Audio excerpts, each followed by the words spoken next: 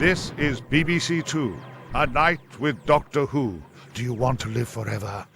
Here's how. Timing malfunction. The master. He's out there. I am not human. I am not like you. You're going to be all right. Doctor Who was certainly not like us. As a Time Lord, he could prolong his life in ways that you and I can only dream of.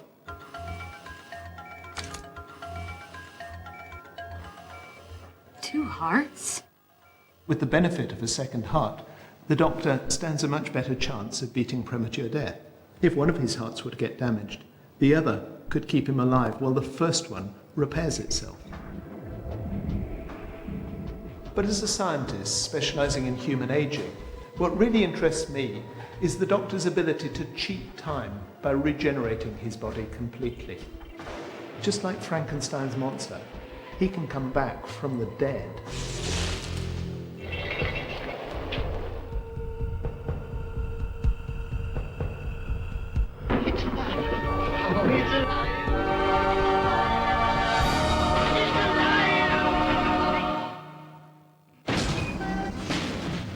By the time he'd regenerated into Paul McGann, the Doctor had clocked up at least 950 years. Each time he regenerates, he reappears in a completely different body. Who are you?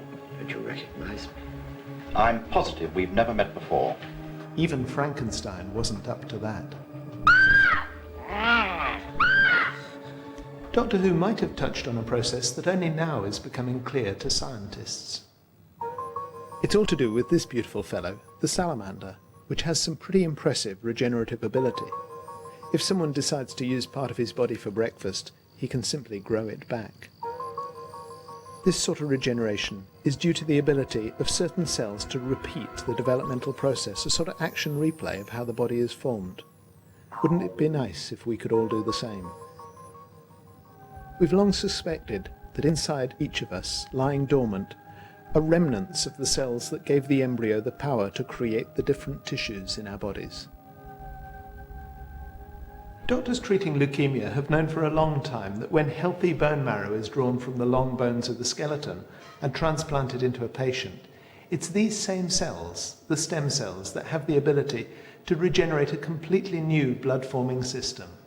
And in theory at least, other kinds of stem cells in our bodies could be reactivated to grow new brain and muscle tissue.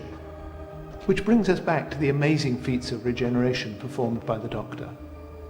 We can suppose that, just like in our bone marrow, somewhere in Doctor Who's body, there are numbers of stem cells just waiting to spring into action.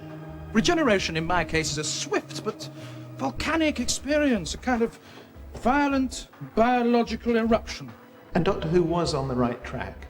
The key to understanding how we might cheat time and perhaps turn back the clock a little does lie in our cells. When I first started studying aging, I was fascinated to discover that our cells can only live for a certain period because there's a strict limit to the number of times they can divide. It's almost as if our cells were programmed to age and die, and not even a Time Lord can live forever. Immortality? Oh, that's impossible, even for a Time Lord. To change the Doctor's body so drastically means that not only have the new cells got to be formed, but all the old cells have got to be cleared away.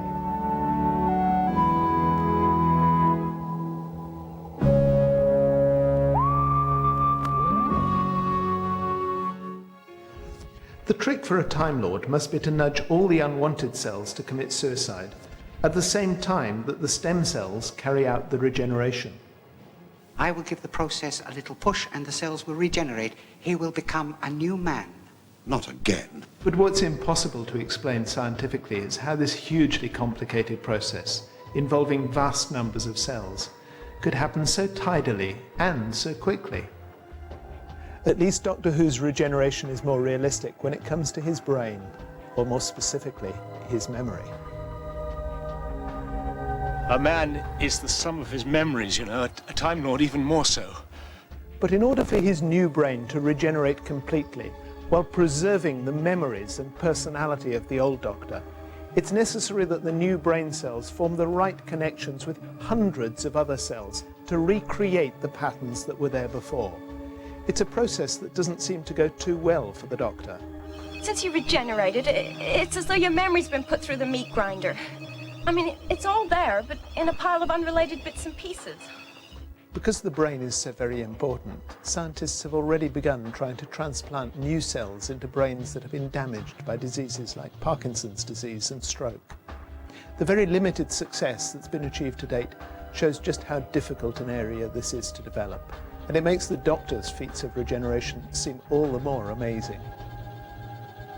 You're trying to tell me that you've come back from the dead? Yes. No, sorry. The dead stay dead. You can't turn back time. Yes, you can. He can carry on cheating time by travelling back into the past or into the future until the next time the damage catches up with him and he needs a new body.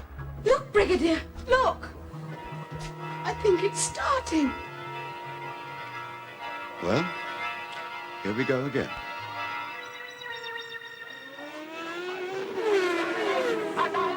You're watching A Night with Doctor Who.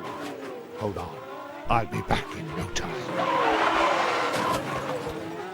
Test your knowledge against the Master. For cool quizzes, downloads and Dalek pictures, visit the official Doctor Who website at www.bbc.co.uk/Doctor Who.